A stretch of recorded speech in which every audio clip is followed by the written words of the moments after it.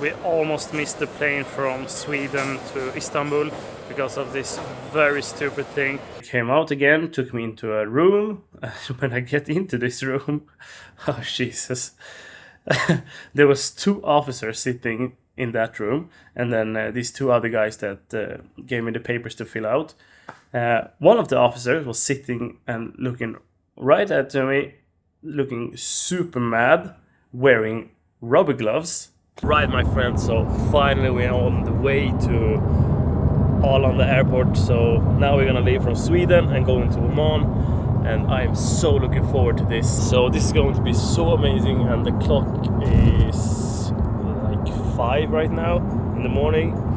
I'm super tired, but I'm super excited, so let's just leave. Let's see what Andrea Liha has to say. And Sophie is here. Sir, do you have something to say to us? Good morning. Good morning, Governor. Oh, God damn it, let's go!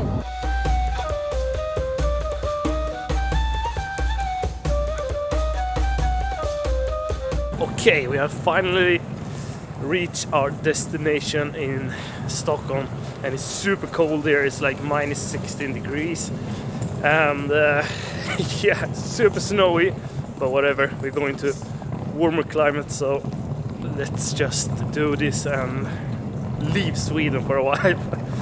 I'm so looking forward to this. Everybody just disappeared. I don't know where they went, so I'm gonna try to find them and we see.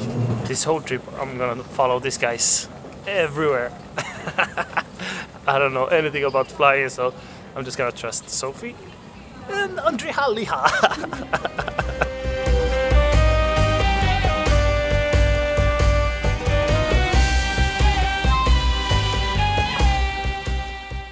So the bags are checked in, and we are all ready, but I think we made a mistake. we went through the pass control a bit too early. Like I think the clock is 9 now, and the plane takes off at 11:20, I think. So we need to find some food, but I think we're stuck here. There is no food here. So yeah, let's see what we're gonna do about this. Andrea Liha? Yes. What do you have to say about this mistake? I need food now. We need food. Let's keep our search. So we ended up stuck here, so we couldn't go and get any food. So I bought a sandwich, but I forgot to film that because I was hungry. And a chai latte. I absolutely love chai latte, but that fucker got his dad to buy him some cheeseburger, so he's waiting for that. Oh, it was the same sandwich like this one. Yummy. It was nice. It was a long time ago since I ate a sandwich. I don't know when it was. What? What? It's so hard to speak in English, and he's trying to annoy me right now. Whatever. So next up is jump on the flight and go to Istanbul, and then wait for like 5 hours, and then we'll go to Oman, I think. Muscat. The Muscat town. Let's see. Alright, my friends, we almost missed the plane from Sweden to Istanbul because of this very stupid thing. It was like the police and custom officers took me to the side, and yeah, it was very embarrassing, but whatever, I will tell you everything when we land at the hotel. But right now I'm just very annoyed and trying to be human again. I've been trying to calm myself down, but whatever. I'll talk to you more when we are in Oman and on the way to the hotel, and I will explain everything for you guys.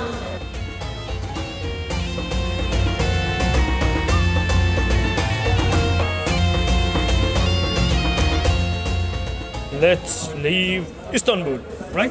Yes. See, yes. Yes, see, good morning. Yes. Okay, this time we went through this pass control without any issues, so let's just hope the rest of it will work like this. Please?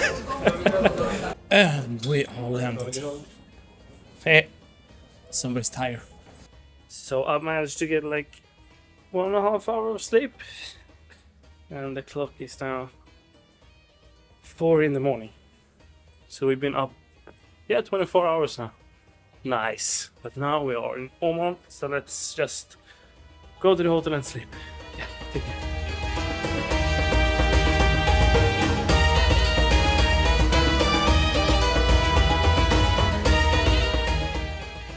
Alright, so finally we are in the hotel now, and I'm in my room. It's super nice room and everything, so it's just perfect. Super tired. We've been up for like, I think it's like 26 hours now. Didn't get any sleep on the plane more than like 1 hour, 1.5 or something like that. And got stopped again in the customs in Muscat. And yeah, I will explain everything tomorrow. I have to go to bed now because we'll be up in like 2 hours and going to track. And yes, we have a lot of shit to do. And I'm super tired. So I'll speak to you guys tomorrow and I will explain everything, exactly what happened in Sweden and what happened in Istanbul and what happened in Muscat. I just say, don't travel with camera gear. It's just easier like that. Use your iPhone.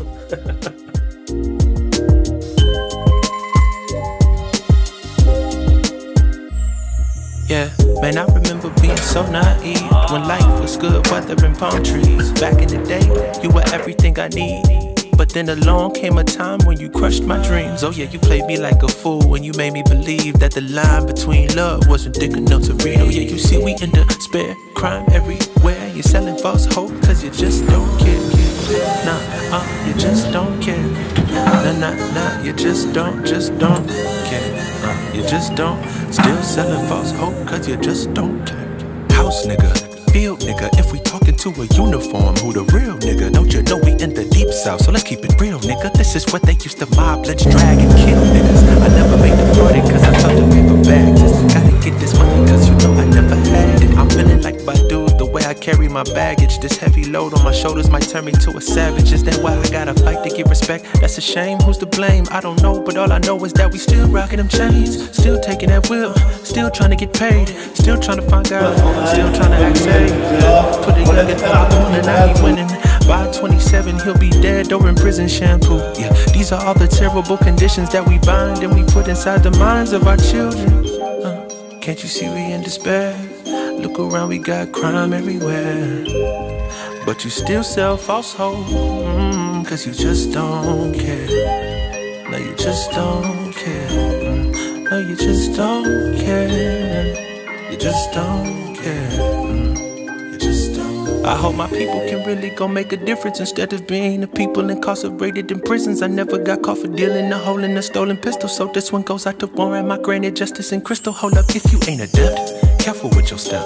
Get your soul in line, chasing after checks. If you ain't inclined to say what's on your mind, please don't throw your stones at me for speaking what's on mine. Man, I still don't feel that comfy in my own skin. It's hard to find your self-worth as a broken kid. These frames never held images of my own kin. That's why rap sheet the only place we fit it in. Yeah, you can go to court or you go on that court.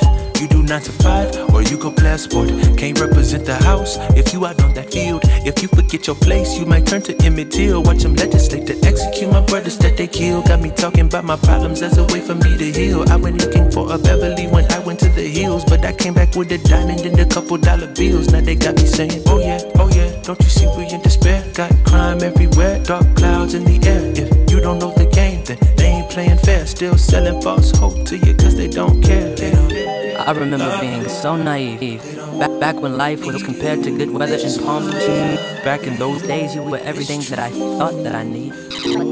But then along came a time when you crushed my dreams. You really played me for a fool when you made me believe that the line.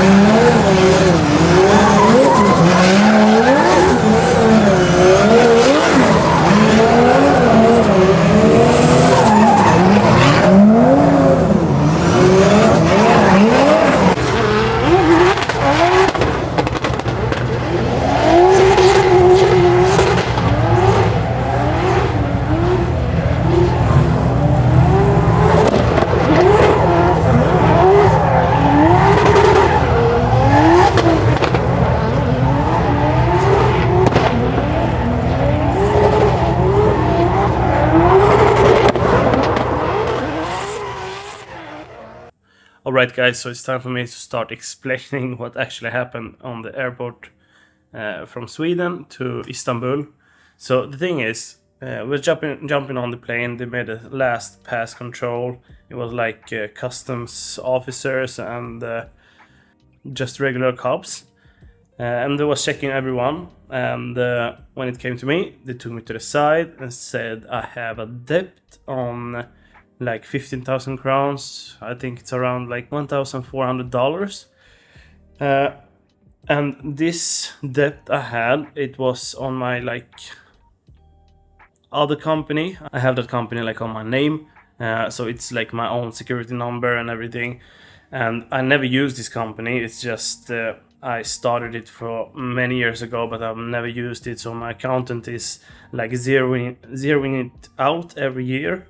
And actually I didn't even know about this debt. And so when we got there, they said I had that debt, but it was still like 20 days I had to pay it.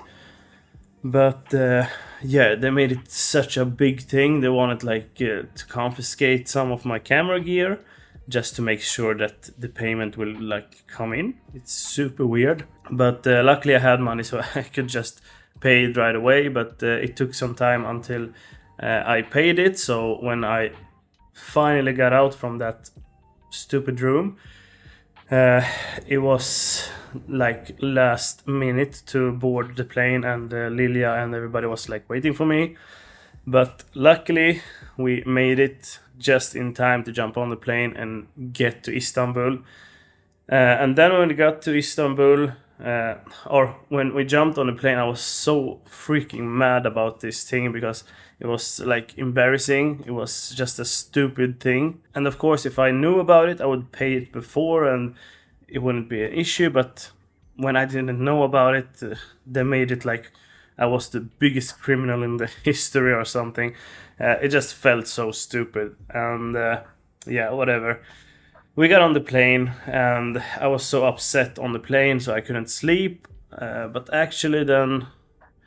then when we landed in Istanbul, we just walked around for a while and things started to get better. It felt good, and then we jumped on the plane to from Istanbul to Oman. There wasn't any issues there. Everything was just fine. But then we reached Oman. And we went through all the controls and everything. Everything just felt perfect. Just before you get out from the airport, there was like 2 officers standing there. They just like pointed with whole hands at me and pointed me to the side. So I had to go to the side. And they had scanned my bag again. And in my big bag I had my drone and the gimbal and some clothes and all this stuff.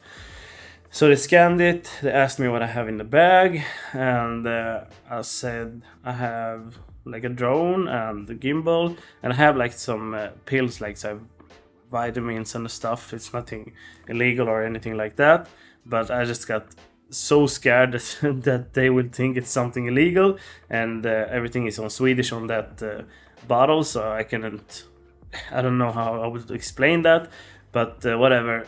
It's just regular vitamins. But it was first they said I cannot bring any of my camera gear into Oman. But we did like perform an invoice before on all the stuff that I'm bringing, what they cost and what it is and the weight and everything. So I had that in the bag, and I said I've sent this to the guys in Oman, and they approved that these things can get into Oman. And luckily I got to keep all the camera gear, but the drone was absolutely forbidden in Oman. You cannot fly drone like anywhere in Oman, because they have like a lot of police stations and military and a lot of stuff like that, so you cannot fly your drone here. You need a special permission to fly the drones, and yeah. So they took my drone. My drone is still there in the airport, and they said when I leave from Oman, like 2 hours before, I should go there and pick up the drone, and it should be fine, so you'll see. But yeah, you can just think about it and see the irritating stuff that's happening, because we left from Sweden like 4 in the morning, and then our first flight we run into the first issue, and that was like, we've been up for like, I don't know, 5-6 hours or something, or maybe more. And then when in the end of everything, like 26 hours later, super tired, still super annoyed about this stupid thing that happened, and then this thing happened. I just felt like, come on, give me a break, guys. I'm not doing anything illegal. I'm just trying to enjoy life, trying to have my first vacation in like years, and yeah. But in the end, we got out of the airport, and none of us had like SIM cards or anything, so we just, or I had to sit, oh yeah, in Oman, I forgot to tell you. First they took out my drone, and then one of the guys just walked away with my passport and the drone, and said, pack up your stuff and go out here and sit and wait. So I did that, and then there came another guy. He said, you got to fill all these blankets. So I filled every blanket, and he said, okay, go sit down again and wait. I have your passport, so don't walk away. I said, no, I'm not gonna walk away. I'm gonna sit here and wait. So I sat down, and Andreas and Sophie just started to look for the rental car, and then they came out again, took me into a room. When I get into this room, oh Jesus, there was 2 officers sitting in that room, and then these 2 other guys that gave me the papers to fill out. One of the officers was sitting and looking right at me, looking super mad, wearing rubber gloves, and I just felt like, fuck this. No way they're gonna do something stupid now for a fucking drone. But luckily they didn't touch me. They just said, fill out this blanket, so I had to fill more papers, and then I had to know where the hotel was, what the name of the hotel, where we're going to stay, like contacts for people that we know here. And I didn't have anything of that. I just had Andreas' name and his number. They wanted to know like Sophie's number and Andreas' mother and father's numbers and everything. I didn't have them.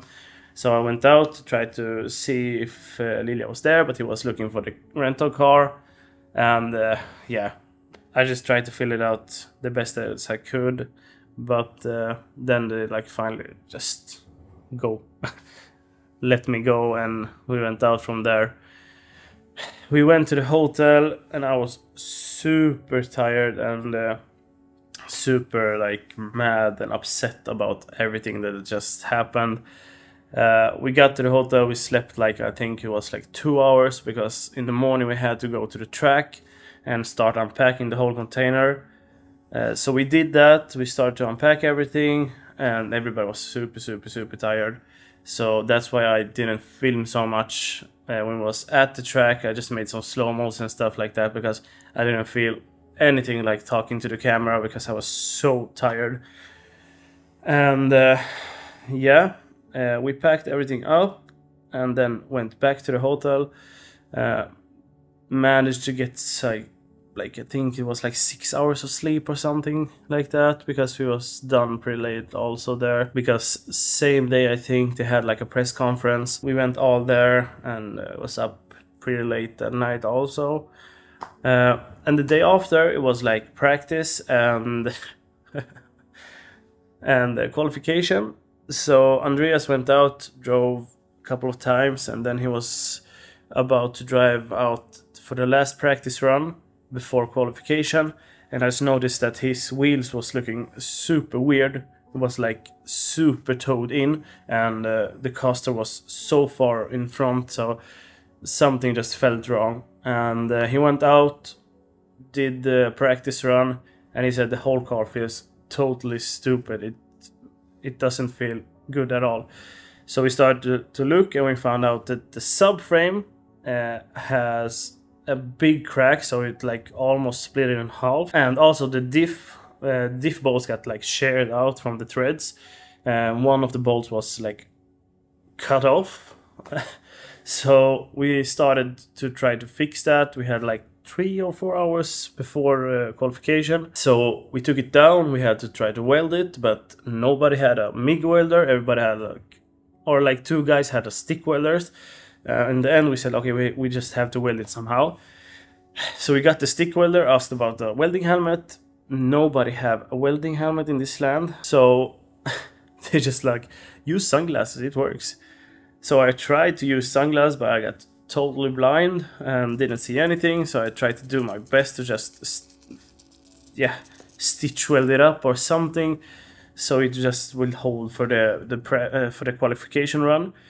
So he went out, he did the qualification run, and he managed to get like 79 points, and it gives him like 19th place. So yeah, we managed to get into the top 32 stage, but yeah, then we was up super late that night, tried to fix everything up so he can actually drive and compete. But and in his qualification run, the last corner, like the power steering just went totally off, so he was like without power steering the last corner.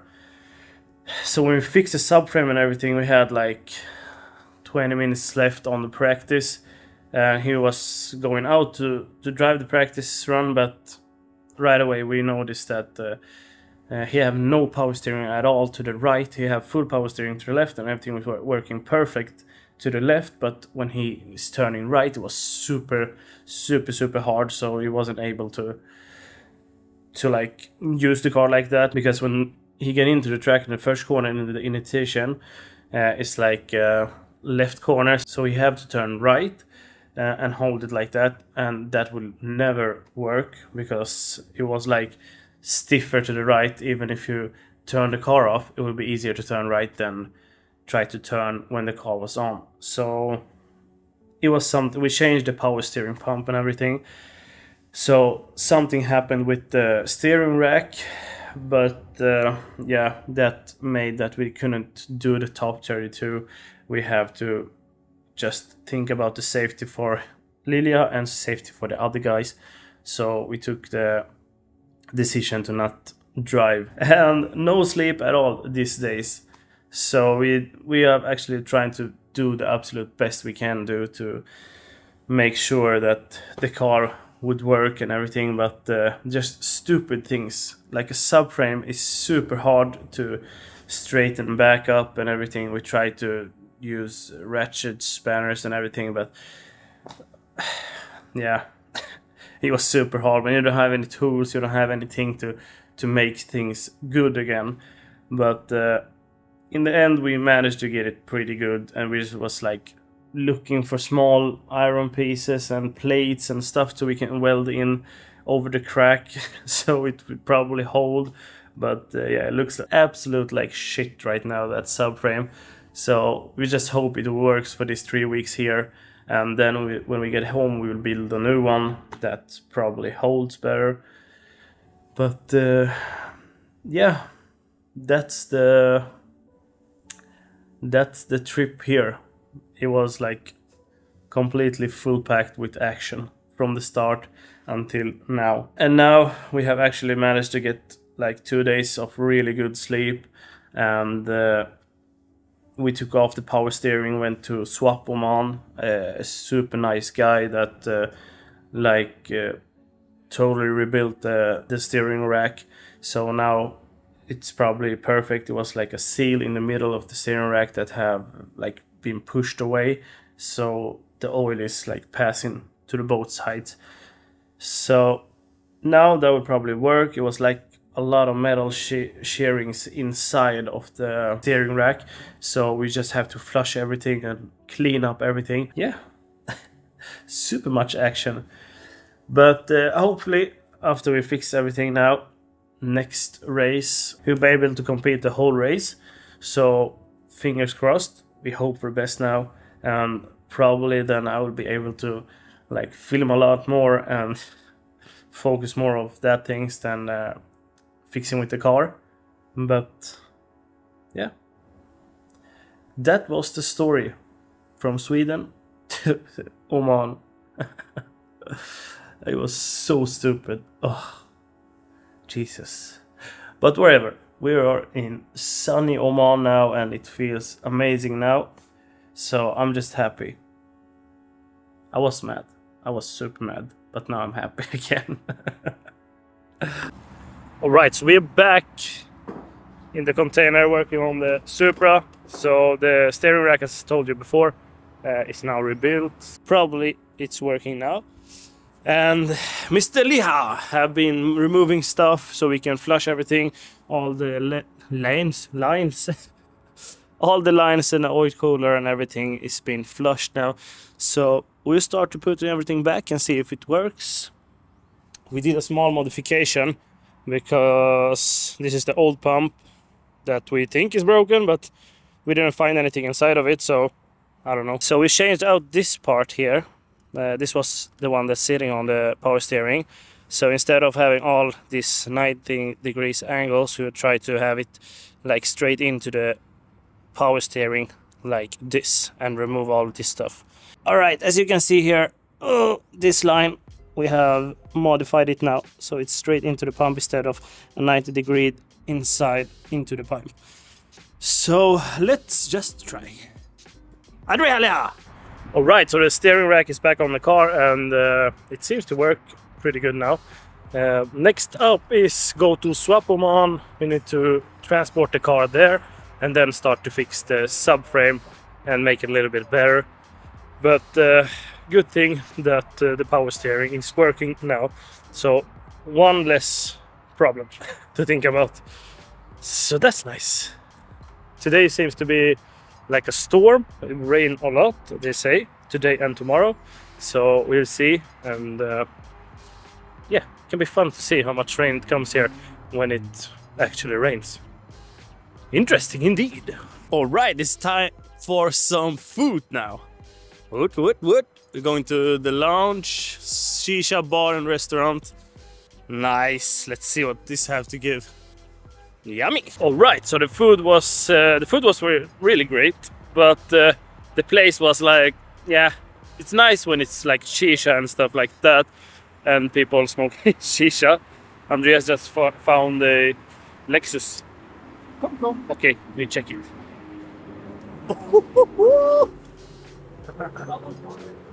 Oh, double bind. Big country laps. He loves the Lexus, and yeah. Back to the thing, but some of the guys was smoking like cigarettes inside, so that wasn't that nice. But whatever, the food was nice and the food was great. How was your food? It was great, success. Great. Tasted cigarettes. Tasted like cigarette. So it's time to end this video right here, and thank you so much guys for watching this video. It's been like a hell to get here, but now we're finally here and it's amazing. Yeah, it's amazing. And it's just gonna get better. But I'll see you in the next video, and I'll try to film a bit more this time. It's super dark, but yeah. Yeah, see you next video. Thank you guys. Don't forget to like, subscribe and comment something. Bye. Bye. Sophie. Bye. Bye bye.